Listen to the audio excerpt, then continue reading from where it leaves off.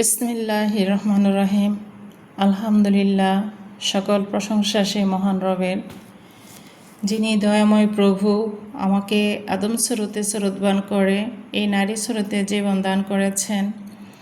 এর জন্য আমার সেও রবের উদ্দেশ্যে সেও অন্তরের দিক খেয়াল রেখে একবার বলে উঠি আলহামদুলিল্লাহ, এবং বিশ্বনবীর চরণে লাখো কোটি সালাম ও দুরূদ রেখে এবং আমার প্রাণপ্রিয় মুর্শিদ হজরত আদম শফিউল্লাহ আত্মসত্তা বেলায়েত আদম নূর, ওনার চরণে লাখো কোটি সালাম ও ভক্তি রেখে এবং সকল বিশ্ববাসীকে আমার সেও রবের তরফ থেকে জানাই সালাম। আসসালামু আলাইকুম ও রহমতুল্লাহি ওয়া বারাকাতুহু। আজকে আমি যে বিষয়টি নিয়ে আলোচনা করব সেটি হচ্ছে ইয়াতিম কারা। আমরা দুনিয়াগতভাবে বা সামাজিকভাবে যদি দেখি, ইয়াতিম হচ্ছে সেই ব্যক্তি যে ব্যক্তির পিতামাতা থাকে না, তাকে ইয়াতিম বলা হয়। তো ইয়াতিম ব্যক্তির যদি পিতৃ সম্পদ থাকে, তাহলে আল্লাহ পাকের যে বিধান কোরআনে কারিমে আল্লাহ পাক এতিম ব্যক্তির সম্পদ কিভাবে পড়তে হয় সে বিষয়ে অনেক বর্ণনা করছেন এবং এতিমের পাশে দাঁড়ানোর জন্য বলছে। তো এতিম ব্যক্তির পিতৃ সম্পদ, সে যদি একা থাকে তার সম্পদ তাকে ন্যায় নিষ্ঠার সাথে বুঝিয়ে দেওয়ার জন্য বলছে, যদি তার নিকটতম আত্মীয় স্বজন কেউ থাকে তারা।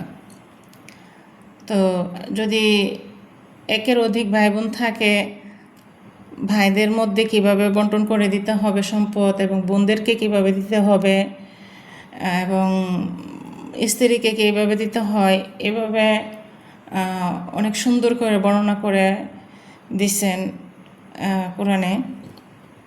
তো এতিমের যে পিতৃ সম্পদ,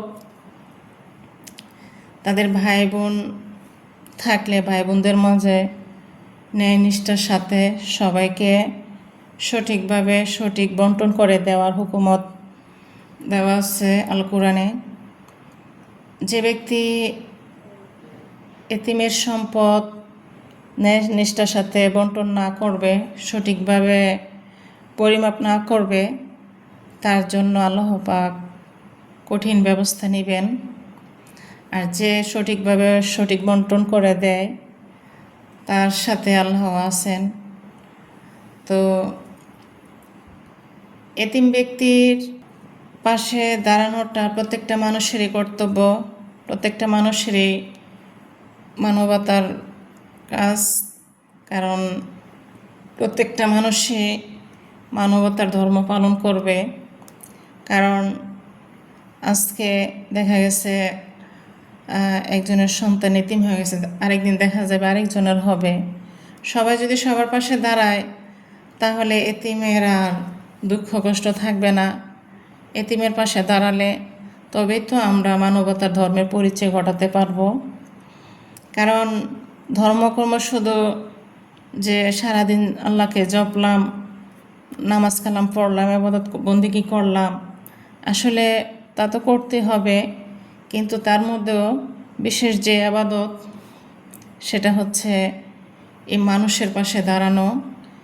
কারণ অসহায় দরিদ্র মানুষ যারা আছে তাদের পাশে দাঁড়ানোটা, তাদেরকে সহযোগিতা করা, তারা ক্ষুধার্ত থাকলে তাদেরকে আহার্য যোগায় দেওয়া, তাদের যদি পোশাক না থাকে তাদেরকে পোশাক দেওয়া, মানে তাদের সুব্যবস্থা নেওয়া প্রত্যেকটা মানুষেরই কর্তব্য।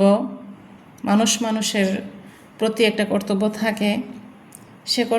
সে কর্তব্যটা দেখাতে পারলে তার মনুষ্যত্বের বিকাশ ঘটে, সে যে একটা মানুষ, তার মানুষের পরিচয় ঘটে তার কর্মে। তা আমরা যদি ইয়াতিম মিসকিন অসহায় দরিদ্রের পাশে দাঁড়াই, তাহলে তো ফরজগার হিসেবে পরিচিত হব। যাই হোক, এটা দুনিয়াগত যে এতিম তাদের বিষয়ে সামান্য আলোচনা করলাম, কিন্তু হাকিকতে এতিম কারা? হাকিকতভাবে যদি বলতে চাই, প্রত্যেকটা মানুষই এতিম। যেদিন থেকে তার রব থেকে সে বিচ্ছিন্ন হয়েছে, অর্থাৎ রবের স্মরণ থেকে বিচ্ছিন্ন হয়ে গেছে, সেদিন থেকে প্রত্যেকটা মানুষই এতিম। যেদিন তার স্বীয় রবের স্বর্ণপন্ন হবে এবং স্বীয় রবকে ধরে চলবে, সেদিন তার সেই এতিমের থেকে বাতিল হবে, অর্থাৎ সেদিন আর সে এতিম থাকবে না। তো প্রকৃত এতিম যদি বোঝাইতে চাই, আমি নিজেকে দিয়ে বোঝাই, যেদিন আমি আমার মায়ের গর্ভ থেকে দুনিয়ার বুকে জন্মগ্রহণ করি, অর্থাৎ পদার্পণ করি, সেদিন থেকে আমি এতিম। কারণ আমার মায়ের গর্ভে যখন আমি ছিলাম, সেখানে আমার যে পরম রব, ওই রবে আমার দেখশন করত, সব কিছু দান করত, সে আমার রবেই। তো সে রব কী রূপে আসতো আমার কাছে? ওই রব আমার পরম মায়ের শুরুতে আসতো।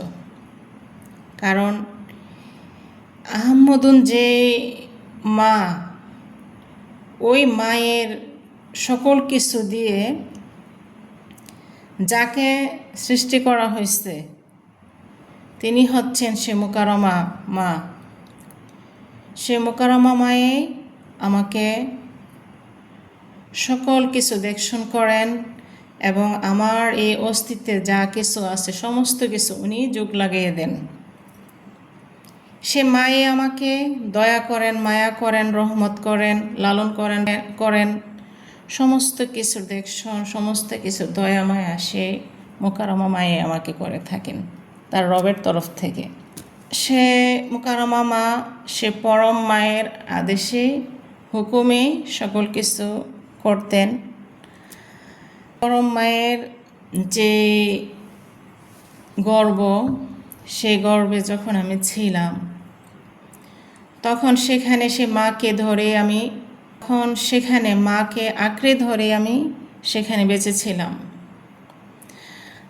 একটি গাছ যেমন মাটির গর্ভ থেকে মাটির সকল নির্যাস তার শিকড় দিয়ে শোষণ করে নেয়, ঠিক তেমনিভাবে আমার মায়ের গর্ভে, সে মুকাররমার গর্ভ থেকে আমার যে শিকড়, আমার যে নাভিমূল দিয়ে যে শিকড় বয়ে গেছিল, যে ফুল, সে ফুলের শিকড় দিয়ে আঁকড়ে ধরে, আমার মাকে আঁকড়ে ধরে আমি সেখান থেকে আমার জীবনী রস শোষণ করে নেই। সকল আহার্য সে মুকাররমা মায়ে আমার করত। তিনি যদি দয়া না করতেন, আমি আজকে এই পরম মানুষ হতে পারতাম না। উনি মায়া করছে বিদায় আমি এই দুনিয়াতে আজকে মুক্তা নামে পরিচিত হয়ে একজনের কাছে দাঁড়াইতে পারি যে আমি একজন নারী। তো সেখান থেকে যখন আমি দুনিয়াতে পদার্পণ করি, তখনই আমি এতিম। কারণ সেখানে আমার সে মায়ের গর্ভে আমি শান্তিতে ছিলাম, সেখানে আমার কোনো দুঃখ নাই, কষ্ট নাই, এবং দুনিয়ার যে চিন্তা, মোহ মায়া, এগুলো ছিল না। একমাত্র সেখানে আমি শুধু আমার পরম মাকে আমি চিনি, সে মুকাররমা মাকে আমি চিনি। এছাড়া আমি আর সেখানে কিছু বুঝতাম না। আমার মা আমাকে যা বুঝাইতো আমি সেটাই বুঝতাম। সেখানে আমার যত পড়াশোনা, যত জ্ঞান, সেখানে আমার মায়ে আমাকে দান করে। কারণ আমার রক্ত সে মায়ের শুরুতেই। কারণ আমার জীবনী নূরের যে সুরত, ওই সুরতে আমাকে গঠন করা হয়। আর ওই সুরতের ভিতরে আমার পরম রব, আমার যে স্রষ্টা, উনি আমার ভিতরে এরূপে বিরাজমান করেন এবং সেখানে আমাকে যে সৃষ্টি করছে সেখানে এরূপে সৃষ্টি করছে। আমার আমার মায়ের গর্ভে সেখানে আমার যে পরম রব, পরম স্রষ্টা, সৃষ্টিকর্তা, উনি ওনার স্রোতেই আমাকে স্রোতবান করে সৃষ্টি করেন। যেখানে যেটা প্রয়োজন সেটা আমার এই আকাশ স্রোতের ভিতরে যোগ লাগিয়ে দেন। আমার পিতার থেকে একটা শুক্রকীট নিয়ে একটা ক্ষুদ্র একটা কীট, এই কীটকে একটা পূর্ণ মানব রূপে তৈরি করে দিছে সে আমার পরম মোকারমা মা। সে দয়াময় মা, সে মায়াবতী মা, সে রহিম রহমান, সে লালনকর্তা, সে পালনকর্তা, সে সৃষ্টিকর্তা। তিনি আমাকে এই মানব রূপে সৃষ্টি করেন এবং ওনার স্বীয় রূহ ফুৎকার করেন আমার ভিতরে। ওনার স্বীয় নূর যখন আমার ভিতরে ফুৎকার দেন, তারপর থেকে আমি শুধু আমার মাকে আমি চিনি, এছাড়া সেখানে আমি আর কাউকে চিনি না। কারণ সে মায়ে আমার ভিতরে সে সত্যরূপে প্রবেশ করছে। তার যে জীবনী সত্য, ওই সত্যরূপে আমার এই ভিতরে সে প্রবেশ করছে। তাই আমি তার দিন দ্বারা শুধু তাকেই দেখি, তার রব দ্বারা শুধু তার সাথে কথা বলি, এছাড়া আমি সেখানে আর কিছুই বুঝি না। সে আমাকে যা বোঝাতো আমি তাই বুঝতাম, আমার বোঝার কোনো ক্ষমতা নেই। তাই এত দয়া মায়া রহম হেদায়েত শান্তি থেকে যখন আমি দুনিয়াতে আমার আসার একটা সময় হলো, তখন আমার আসার কোনো ইচ্ছা ছিল না। তখন কারণ এই দুঃখ কষ্টের দুনিয়ায় এসে দুঃখ ভোগ করতে হবে। কেউ কি চায় আরামের জায়গা ছেড়ে দুঃখে আসুক? তো আমিও চাই নাই, প্রত্যেকটা মানুষে চায় নাই সেখানে। তো সেখানে আমার মায়ের সাথে, পরম স্রষ্টার সাথে যখন আমি আবারও বলি, আমার স্রষ্টা এই নারীর স্রোতেই। কারণ এখানে মায়ের গর্ভে যিনি স্রষ্টারূপে সৃষ্টি করেন এই মানবকে, তিনি অবশ্যই মা রূপে আছেন। কেননা একটা যে শুরুতে থাকে তার জীবনী নোটটা ওই শুরুতেই থাকে।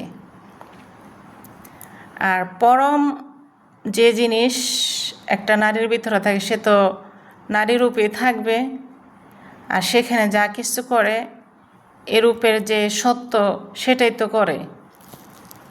তো সেই হিসেবে তিনি আমার পরম নারী স্রষ্টা, পরম মা। কারণ তার গর্ভেই আমি সেখানে এ পরম মানব হতে পারছি। তার দয়ায়, তিনি যদি দয়া না করতো, মায়া না করতো, আমি কি আজকে এ পর্যন্ত আসতে পারতাম? কখনই সম্ভব হতো না, কোনো মানুষেরই সম্ভব না। তো সে মায়ের সাথে আমি আলাপ করি যে মা, আমি সেখানে যেতে চাই না, তোমাকে ছাড়া আমি সেখানে কিভাবে থাকবো? তোমাকে ছাড়া আমি এক মুহূর্ত সেখানে থাকতে পারবো না। তখন সে মা বলল যে দেখো, আমি তো তোমার সাথে আছি, তোমাকে ছাড়া আমি কখনোই বিচ্ছিন্ন হয়ে থাকতে পারবো না, আমি তোমার সাথে আছি। তুমি যখন পৃথিবীতে যাবা, সেখানে যায় যদি আমাকে স্মরণে রাখো তাহলে তোমার কোনো ভয় নাই। আর আমার স্মরণ থেকে যদি তুমি স্মরণ বিচ্যুত হয়ে যাও তাহলে তুমি ভুলে সামিল হবা। আর যখনই তুমি ভুলে সামিল হবা তখনই তুমি বিপদে পড়বা, আযাবে পড়বা। তো আমাকে যদি স্মরণে ভুলে যাও, অর্থাৎ আমার স্মরণ থেকে তুমি যদি অমনস্ক হয়ে যাও, সেদিনই তুমি এতিম হয়ে যাবে, সেদিন তুমি এতিম হয়ে যাবে। কারণ আমি তোমার ভিতরে থাকলেও তুমি যদি আমাকে জাগ্রত রূপে না রাখো, তাহলেই তো তুমি ভুলে পরিণত হবে, এতিমের দলে থাকবে। আমাকে স্মরণে রাখলে তোমার কোনো ভয় নাই, তোমার জীবন চলার যে পথ, সে পথ তুমি আমার দিন দ্বারা দেখে দেখে পথ চলতে পারবা।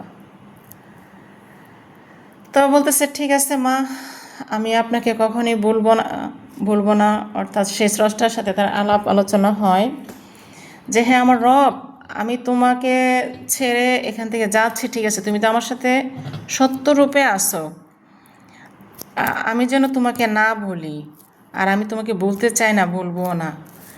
তো সেখানে একটা আমার সে পরম সত্তার সাথে একটা অঙ্গীকারবদ্ধ হয়ে আসে।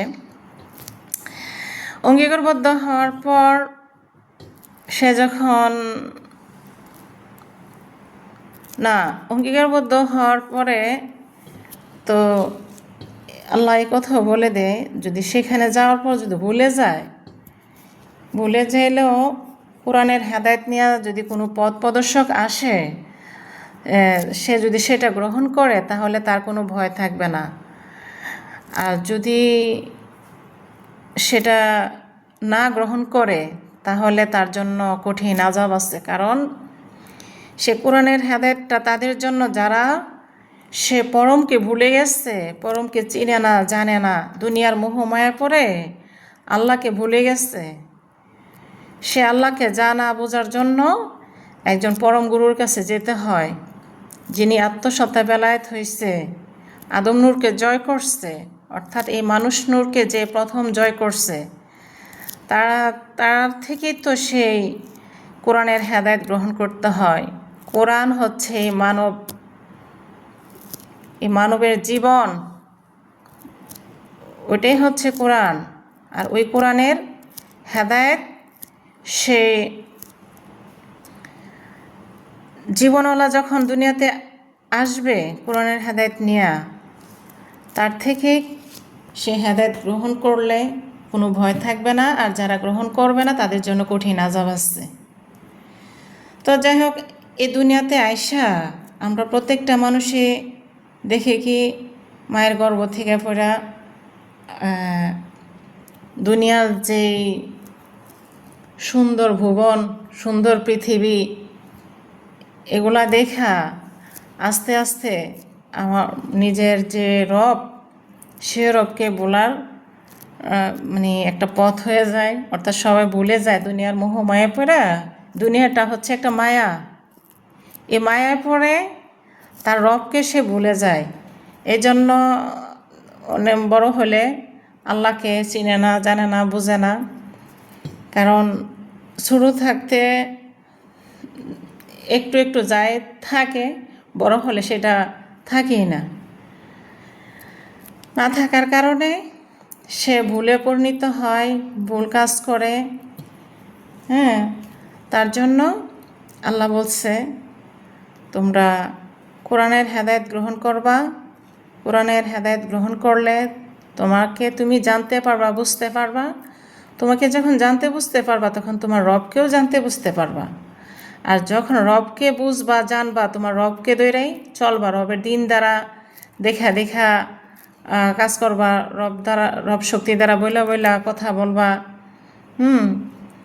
দিন শক্তি দ্বারা দেখবা, রব শক্তি দ্বারা কথা বলবা, সে অন্তর দ্বারা বুঝবা, সেও সালাত সেটা কায়েম করবা।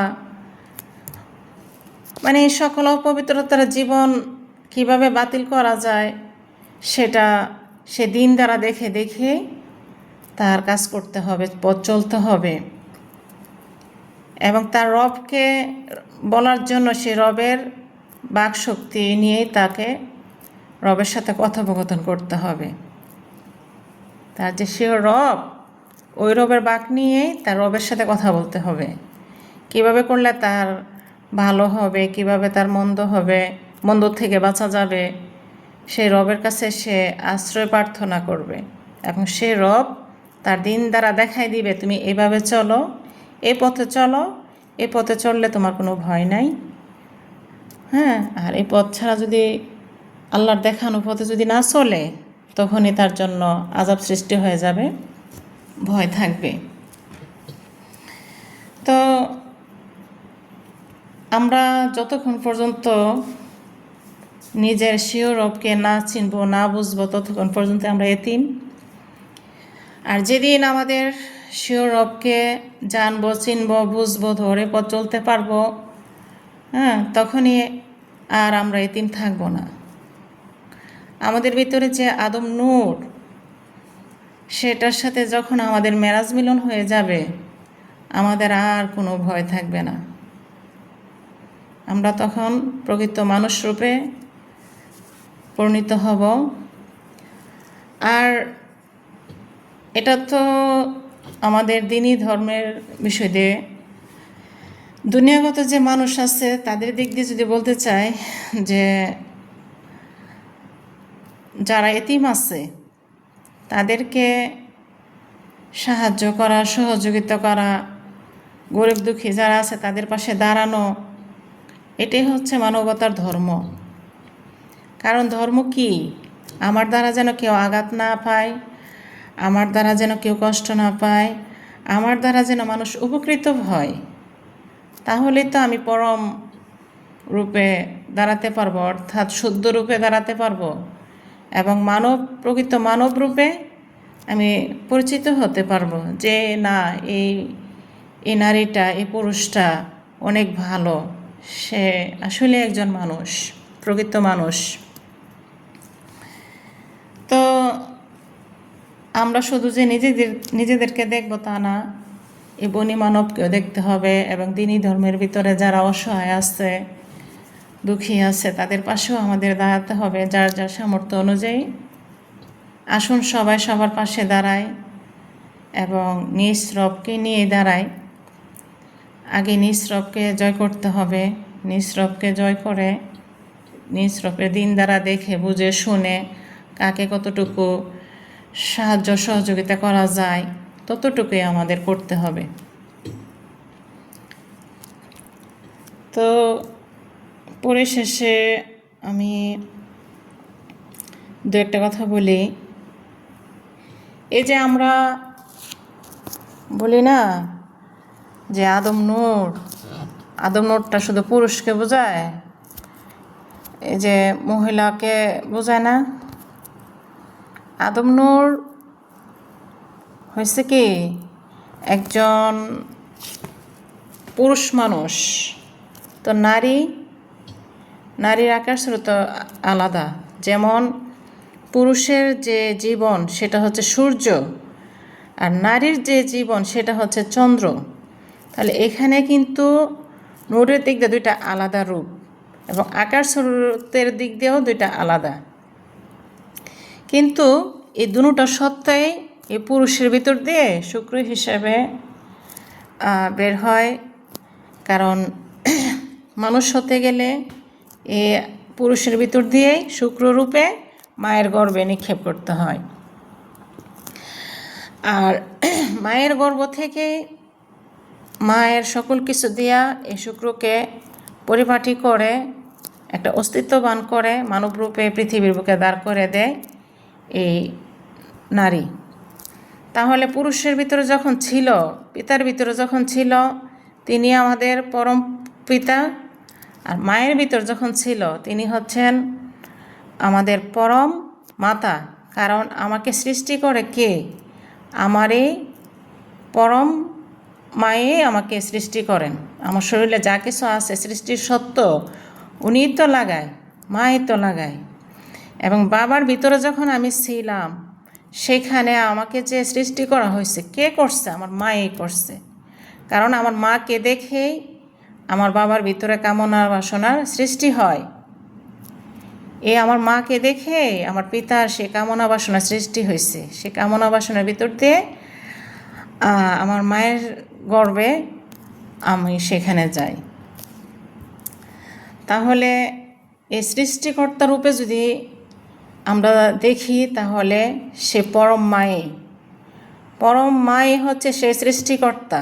কারণ এই পরম মায়ের গর্ভে যখন এই আদম নূর, এই নারী কীটটা এবং পুরুষ কীট দুটোই যখন মায়ের গর্ভে যায়, তখন সেখানে যে ফুৎকার আত্মা দেওয়া হয়, সে কে? সে পরম কে? আজ পর্যন্ত কি কেউ বলতে পারছে এটা? আমার থেকে শোনো হে বিশ্ববাসী, আমার থেকে আজকে, আমার সৌরভের তরফ থেকে আজকে তোমরা শোনো, তোমরা জানো একটা মানুষের যে আকার স্বরূপ, সে একটা নারী আকারে থাকলে তার জীবনী নোটটা যে ওই নোটটার আকার স্বরূপটা তার ওই নূরের ভিতরে লুকানো থাকে। তাহলে তার উপরের যে রূপ ভিতরে এ রূপে থাকে। ভিতরে যে জীবনী নোটটা আছে না, ওই নোটটার ভিতরে তার উপরের যে আকার স্রোত, ওই স্রোতটাই সেখানে লুকানো থাকে। তাহলে একটা নারীর ভিতরে পরম যে যিনি, পরম নোটটা, পরম নোটটা যে থাকে, ওইটা কী রূপে ছিল মায়ের গর্ভে, মায়ের ভিতরে?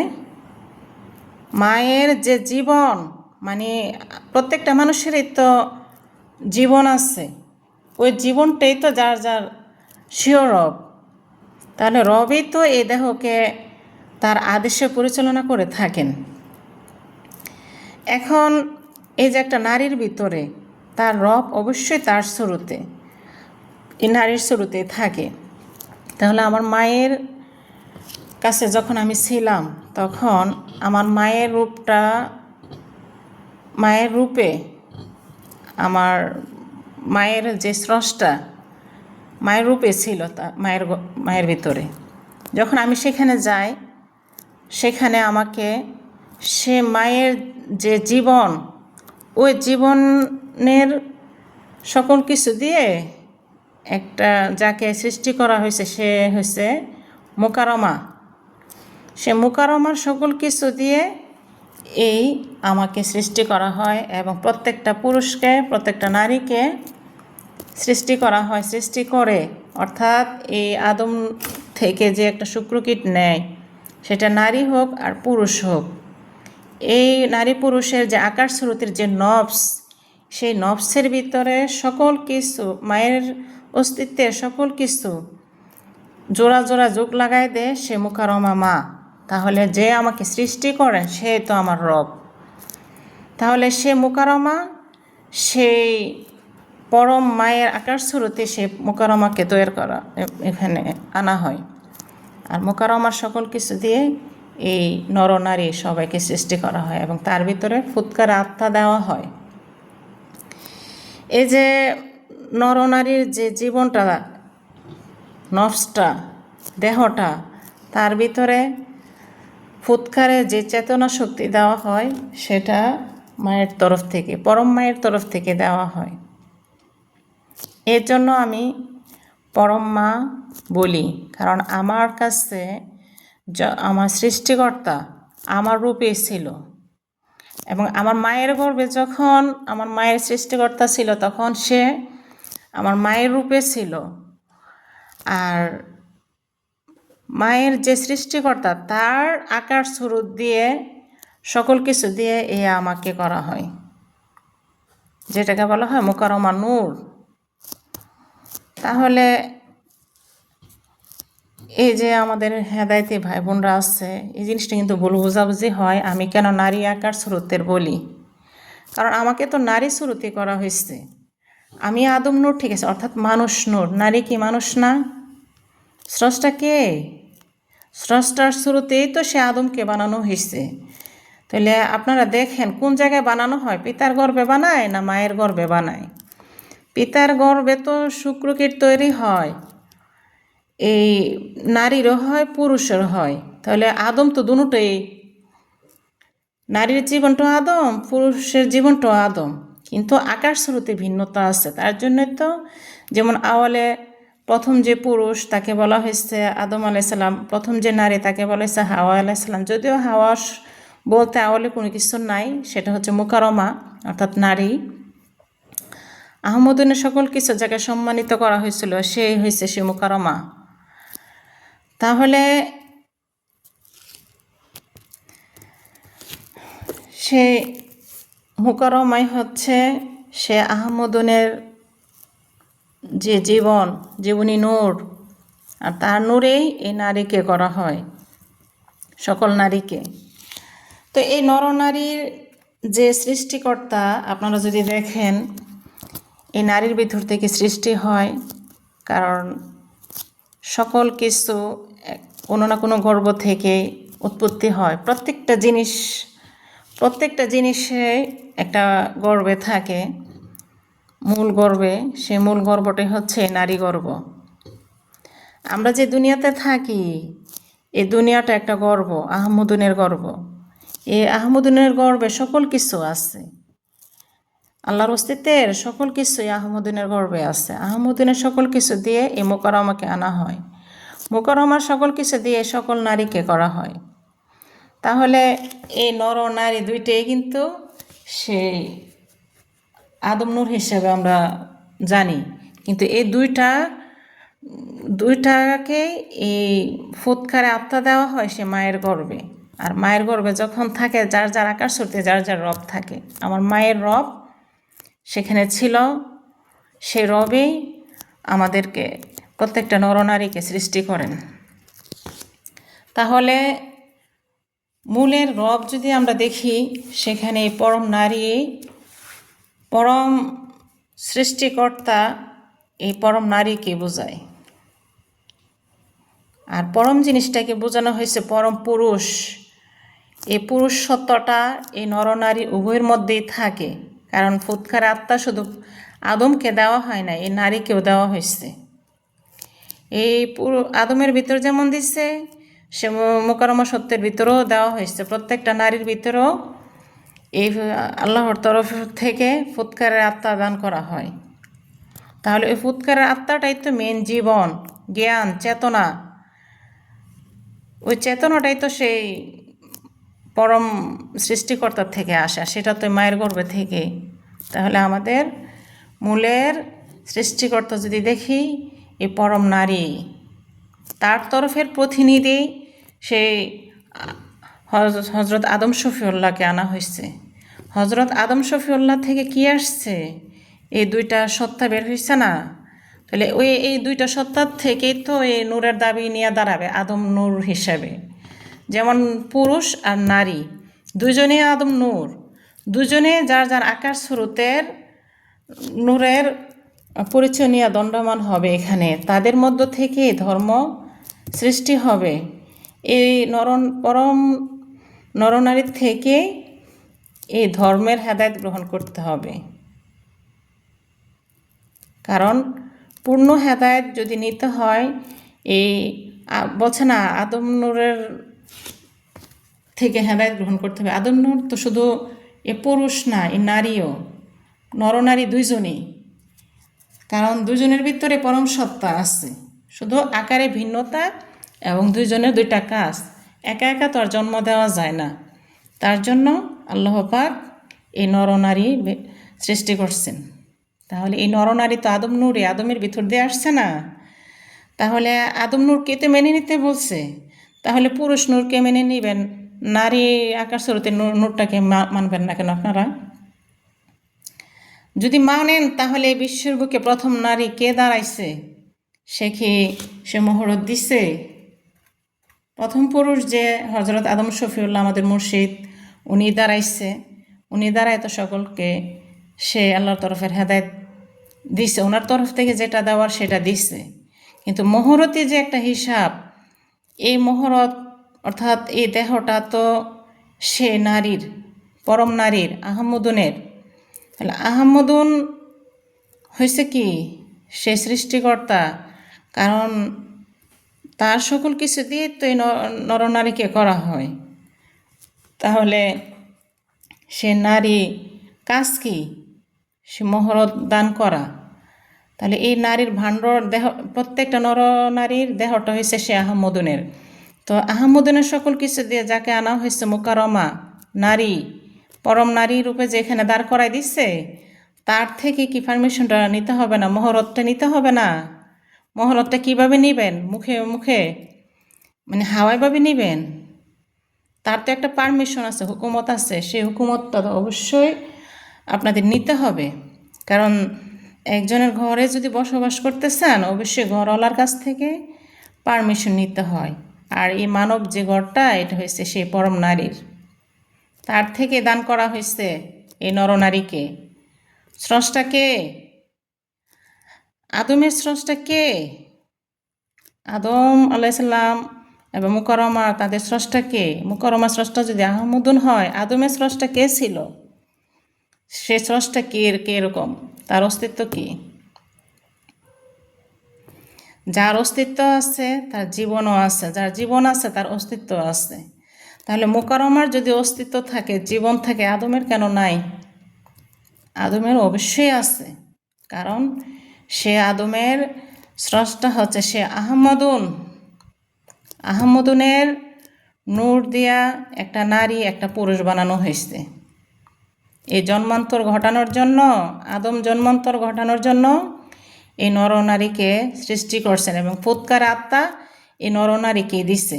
আপনারা প্রমাণ দেখেন, মায়ের গর্ভে শুধু পুরুষকে ফুৎকার আত্মা দেওয়া হয় না, এই নারীকেও দেওয়া হয়। নারীকে যদি না দেওয়া হয় তো নারীর চেতনা শক্তি থাকতো না, নারীর চেতনা শক্তি থাকতো না, শুধু পুরুষেরই থাকতো। তাহলে এই ফুৎকার আত্মাটা কি? চেতনা শক্তি। এই চেতনাটা তো দুজনকে দেওয়া হয়েছে। এটা কি পুরুষের ভিতর থেকে দেয়? এই নারীর ভিতর থেকে দেয়। তাহলে সে পরম নারী, মায়ের গর্ভে সে পরম নারী এই মহান কাজটা করে থাকেন। প্রত্যেকটা নরনারীর ভিতরে ফুৎকার আত্মা দিয়ে থাকেন। তাহলে যিনি ফুৎকার আত্মা দেন তিনিই তো আমাদের সৃষ্টিকর্তা। তাহলে মায়ের গর্ভে যিনি আত্মা দিছে সে তো মায়ের রূপে দিছে, অন্য রূপে তো আর সেখানে আসবে না। যে আকারে যে আছে তার শুরুতে তার রব আছে, আর তার এই অস্তিত্বের ভিতর যা ঘটায় তার রবই ঘটে, তার রবের হুকুমেই ঘটে। তাহলে আমার মায়ের গর্ভে যখন আমি ছিলাম, আমার মার রূপে যে স্রষ্টা, সেই স্রষ্টার শুরুতে আমাকে বানানো হয়েছে। এবং তার যে দুইটা নূর, তার অস্তিত্বের ভিতরে যে দিন রাত, এই দিন রাতের দুইটা আকার স্বরূপ দিয়ে এই নরনারীকে বানানো হয়েছে। দুইজনের দুই কর্ম দেওয়া হয়েছে, পুরুষের এক কর্ম, নারীর এক কর্ম, আরেক কর্ম। তো মূলের স্রষ্টা যদি আপনারা দেখতে চান, তাহলে যা দেখবেন সে আহমদুনি, সে পরম স্রষ্টা, সৃষ্টিকর্তা, লালনকর্তা, পালনকর্তা, রহমান রহিম, অতি দয়ালু যিনি, রহমদাতা, মায়াদাতা। কে কে মায়া করে পৃথিবীর বুকে সবচেয়ে বেশি? মা করে না? মায়ের তো আদর, ভালোবাসা, লালন পালন সব কিছু মা করে। আল্লাহ তো লালনকর্তা, পালনকর্তা, সৃষ্টিকর্তা, দয়াময়। তাহলে আল্লাহর গুণে কাকে করা হয়েছে? নারীকে করা হয়েছে না? আহমদুনকে করা হয়েছে না? আহমদুন সকল কিছু দিয়ে তুই নারীকে করা হয়েছে, মুকাররমাকে। মুকাররমা সকল কিছু দিয়ে তুই নারীকে করা হয়েছে, সকল নারী। তাহলে সবার ভিতরে তো আল্লাহ বিরাজমান আছে। তাহলে কী রূপে আছে? এই নারী রূপে আছে, নারীদের ভিতরে। তাহলে পরম স্রষ্টার হিসাব মিলাতে গেলে, ঊর্ধ্ব জগতে গেলে দেখবেন পরম স্রষ্টার পরিচয় এই পরম নারী। এই নরনারীর সৃষ্টিকর্তা হচ্ছে সে আহমদুন। তো আমরা যখন সে মায়ের থেকে বিচ্ছিন্ন হয়ে গেছি, সে মানে বিচ্ছিন্ন হয়ে তাকে ভুলে গেছি, সেদিনে মনে করেন আমরা এতিম হয়ে গেছি। এখন যেহেতু জানা বোঝা চলে আসছি, এখন আর আমি এতিম না। আমার মা আমার সাথে, পরম মা আছে, আমার সৃষ্টিকর্তা আমার সাথে আছে, আমার রব, আমার রবদাতা আমার সাথে আছে। তিনি আমার সব। তিনি থাকলে আমি থাকি, তিনি না থাকলে আমি থাকি না। তিনি আমাকে যা বলায় আমি বলতে পারি, তিনি যদি কিছু না জানে আমার কিছু বলার সামর্থ্য নাই। আমার রবের তরফ থেকে যদি বলার সামর্থ্য থাকে, তাহলে আমি আপনাদের মাঝে কিছু বলার চেষ্টা করি। এতটুকুই। তো আমি আর এতিম নাই। যতক্ষণ পর্যন্ত আমার রবকে আমার জানা বোঝা ছিল না, ততক্ষণ পর্যন্ত আমি এতিম ছিলাম। আর এই প্রত্যেকটা মানুষ যারা এখন পর্যন্ত রবের সাথে মেরাজ মিলন ঘটাতে না পারছে, ততক্ষণ পর্যন্তই তারা এতিম থাকবে। আর যখন সেই সৃষ্টিকর্তার সাথে মেরাজ মিলন ঘটাই ফেলবে, তার পরিচয় ঘটা যাবে, তখন আর সে এতিম থাকবে না। তো আজকে এই পর্যন্তই। ভুলভ্রান্তি হলে যার যার রবের তরফ থেকে ক্ষমা দৃষ্টিতে দেখবেন। আসলে একটা বলতে গেলে আরেকটা চলে আসে, সত্যটা না বললে নাই হয়। তো যদিও ভুলভ্রান্তি যদি হয়, সবার রবের দৃষ্টি দ্বারা ক্ষমা দৃষ্টিতে দেখবেন। এই বলে আজকে এতটুকুই। আসসালামু আলাইকুম ওয়া রাহমাতুল্লাহি ওয়া বারাকাতুহু।